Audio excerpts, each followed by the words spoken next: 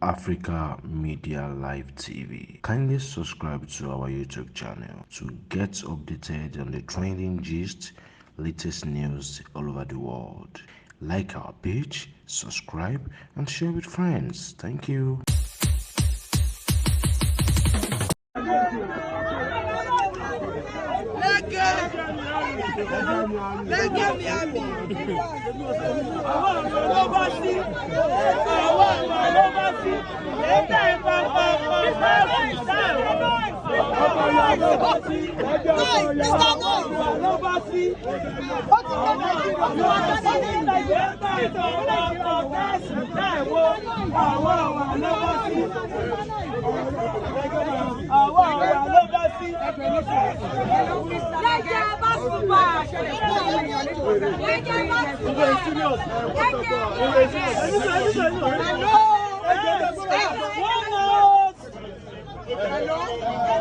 Bola no problem. I know Nigerians.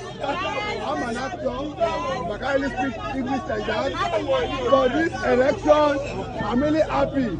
Forget the others, obedience, I know. We don't get time for them. But I'm sure my brother, my uncle, and Oluomo, tell me Lege, go and relax. I don't want to go in there. Say we go enter. I want fake results. Like English, please. Okay, sorry. If I'm angry like that, I'm speaking Yoruba.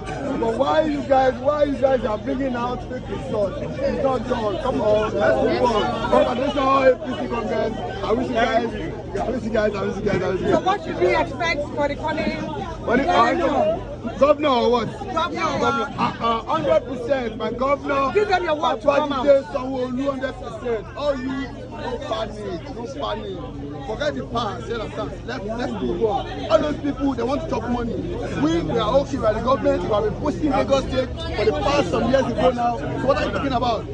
This year, this next election, please, let's follow our governor. Please, let's vote for him. I support all the people. We carry everybody along. Forget the violence. We will do normal. Come again? We will do normal. We are not fighting with you again. We are not fighting with you.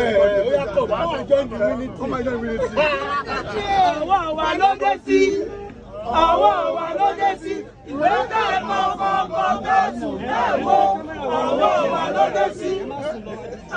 Africa Media Live TV. Kindly subscribe to our YouTube channel to get updated on the trending gist, latest news all over the world.